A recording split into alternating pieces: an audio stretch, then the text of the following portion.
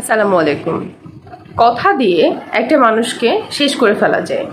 আমাদের আশেপাশে প্রতিনিয়ত কিছু মানুষ আমাদেরকে কথা দিয়ে আঘাত করে নিঃশেষ করে ফেলছে। আমার মনে হয় এইসব মানুষদেরকে দেখে বিচলিত হওয়ার মতো কিছু নেই। একটা ছোট্ট উদাহরণ দিয়ে আপনাদেরকে বলি। মনে করেন আপনি কোনো একটা গন্তব্যে পৌঁছাবেন, আপনি সেই গন্তব্য ঠিক করে ফেলেছেন, আপনি কোথায় যাবেন, কিভাবে যাবেন, কোন দিক দিয়ে যাবেন, সব কিছু ফিক্সড।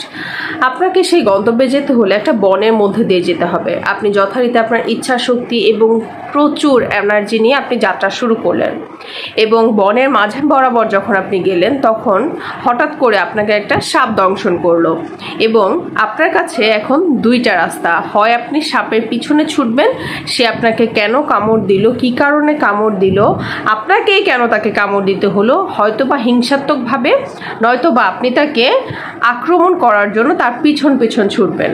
আর দ্বিতীয় রাস্তা হলো আপনি সাপের দিকে কোনো প্রকার না তাকিয়ে, কোনো প্রকার তোয়াক্কা না করে, কোনো প্রকার প্রতিহিংসা না দেখিয়ে আপনি তার দিকে খেয়ালই করলেন না।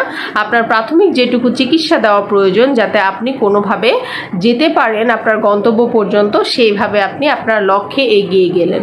দেখেন, আপনি যদি সাপের দিকে এগিয়ে যেতেন, আপনি কিন্তু জানতেন না আপনি কখন মারা যাবেন বা আপনি কতক্ষণ বেঁচে থাকবেন সেটা জানেন না, কিন্তু আপনার চোখে কি প্রতিহিংসা, যে আক্রমণ, তাকে আমাকে আক্রমণ করতে হবে, সে আমাকে আক্রমণ করেছে বিধায় তাকে আক্রমণ করতে হবে। তো আমাদের এই আক্রমণাত্মক মনোভাবটা বদলে ফেলতে হবে। আমাদের কিন্তু বাস্তব জীবনে প্রত্যেকটা সময় এরকম কথার মাধ্যমে, কথার আঘাত দিয়ে অনেক মানুষ আমাদেরকে আমাদের পথটা বা আমাদের লক্ষ্যটাকে ভ্রষ্ট করার চেষ্টা করে।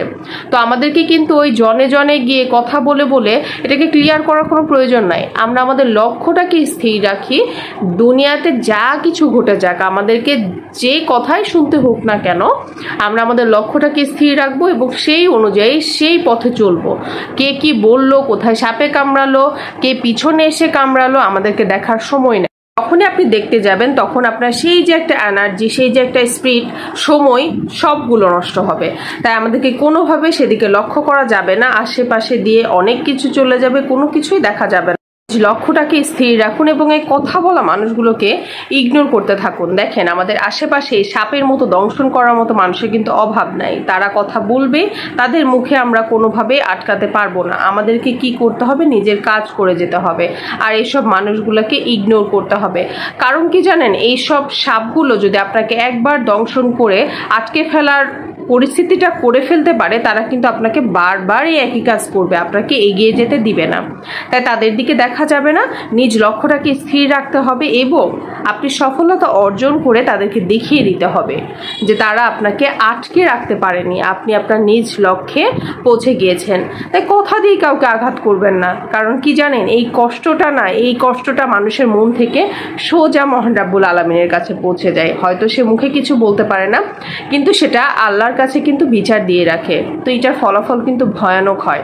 তাই কাউকে আঘাত করবেন না কথা দিয়ে। সবাই ভালো থাকবেন, সুস্থ থাকবেন। আল্লাহ হাফেজ।